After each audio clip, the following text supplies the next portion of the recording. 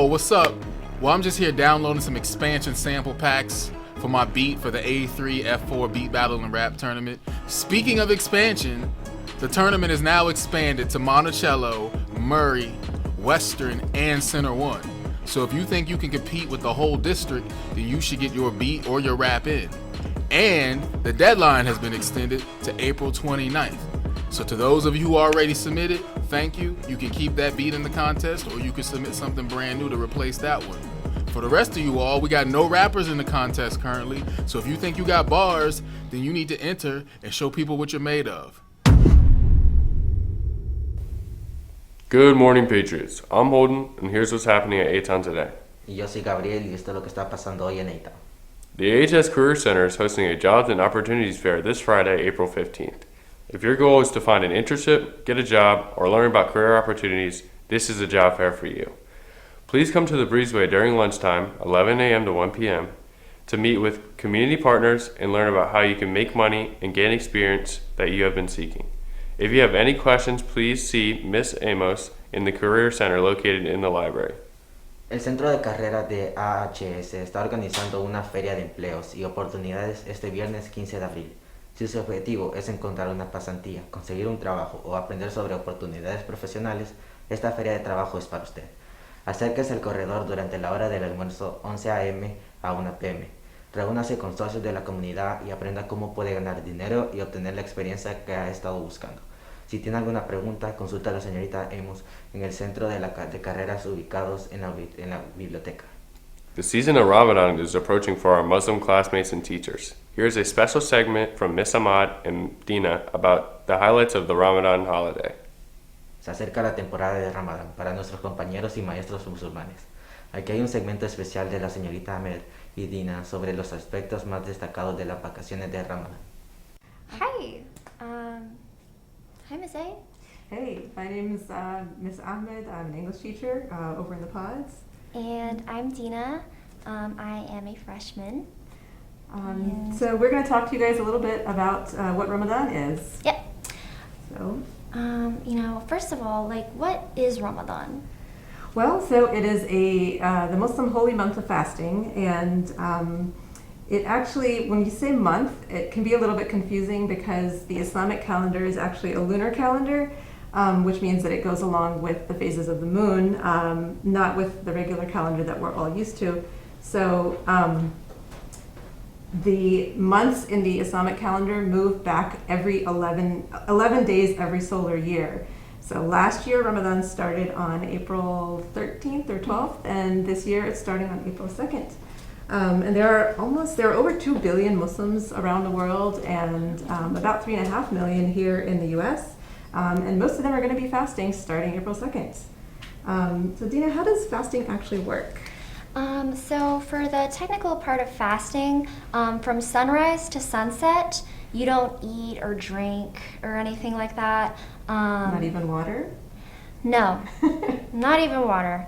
And, there's also kind of a spiritual component to it, because part of fasting is you're also not just fasting from food and water, but you're also fasting from things like getting angry at people and yelling and all that sorts of stuff. And it's just a time to kind of focus on yourself and spirituality, and to just kind of be your best self. And another really important part of the actual food part of fasting is you have a sort of sympathy for people who don't have access to food at the end of the day. Yeah, but so what if you're sick and you can't fast? Are there reasons why people might not fast sometimes? There actually are. There are a lot of people who don't fast the full 30 days. There's, if you're pregnant, if you're under the age of 10, like a young kid, if you're older, if you're sick, you also don't need to fast. If you have health conditions or deficiencies or food problems, and something that's actually very common is if you're menstruating. If you're on your period, you do not need to fast. Yeah, and there are ways that I think that emphasizes kind of the parts of Ramadan that are more about your spirituality. There are a lot of ways of really making the most of the month. as a practicing Muslim without having to fast. You can do extra prayers. The way Christmas season is a season of giving, Ramadan is definitely the season of giving for Muslims. I'm already getting a lot of emails from places that want me to donate money during this time, and I will be, definitely trying to make the most of that as well. It's also one of my favorite parts is how communal Ramadan is as an experience. If you're anywhere near a Muslim community, people, love to break their fast together, and everyone comes together. Somebody provides the food.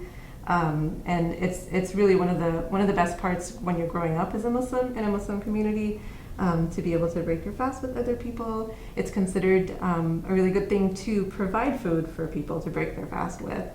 And also, Muslims come from around the world, and we have really good food. Definitely. For sure. What's it like to fast at school, though? Fasting at school can be difficult because when you fast, you have to, you can, but it's recommended to wake up before the sun rises to get like some food and water into your system, and it can be kind of hard to go to sleep after that. And so you just kind of, when you're at school, you're kind of tired, and you're also tired from the lack of like food and water. But if there are other Muslims at school, it can be really nice because you have this feeling of togetherness. Like, we're both really hungry right now. So it just kind of brings you closer together. Yeah, I gotta say, for me, the hardest part, it hasn't, for a long time, it hasn't been the food. Of course, you get hungry and thirsty, but losing sleep as you get older it gets really difficult. And as a mom and a teacher, I'm the one getting up in the morning to try to make sure everyone has food to eat before they start their fast for the day. So that can get very exhausting. But I feel like there's, especially towards the end of any fasting day, you get this sense of peace. Because you've been focusing on trying to stay calm and focusing on your spirituality and your relationship with God throughout the day. So it's pretty awesome. What happens at the end of Ramadan, Dina? At the end of Ramadan, we have my favorite part, which is Eid al-Fitr, or Fitr depends on your language. But as Muslims, we have two major holidays, and the end of Ramadan is our first Eid, which is pretty nice. One may refer to it as a Muslim Christmas. There's a lot of togetherness, there's food, there's definitely presents, there's money, there's all that sorts of stuff, and I really like it. And it's just like a nice way to come together at the end of the month. Yeah, so we're probably not going to be at school on that day. No. Yeah. I think that's all that we had to share. So thanks for listening. Thank you. Ramadan Mubarak, as we say, Ramadan to start Mubarak. the day. Thanks for listening. Yeah. Have a nice day. In sports news, Patriots athletics resume tonight after a long spring break. The varsity baseball team will be in action at home tonight against Harrisonburg. First pitch is at 6 p.m. Boys soccer will be back at it as well tonight, hosting Western in a huge rivalry game. The match begins with JV at 5:30 and varsity at 7. Tomorrow night, boys tennis, baseball, softball, and boys lacrosse will all be playing right here at Alamo. Pick a team and come out to support your Patriot athletes. El atletismo patriota se reanuda esta noche después de unas largas vacaciones de primavera. El equipo universitario de béisbol estará en acción en casa esta noche contra Harrisonburg. El primer lanzamiento es a las 6 p.m. El fútbol masculino también volverá esta noche al recibir a Western en un gran juego de rivalidad. Ese partido comienza con JV a las 5:30 y Varsity a las 7. Mañana por la noche jugarán tenis, béisbol, softball y lacrosse para niños. Aquí mismo en Albemarle. Elija un equipo y ven a apoyar a tus atletas patriotas.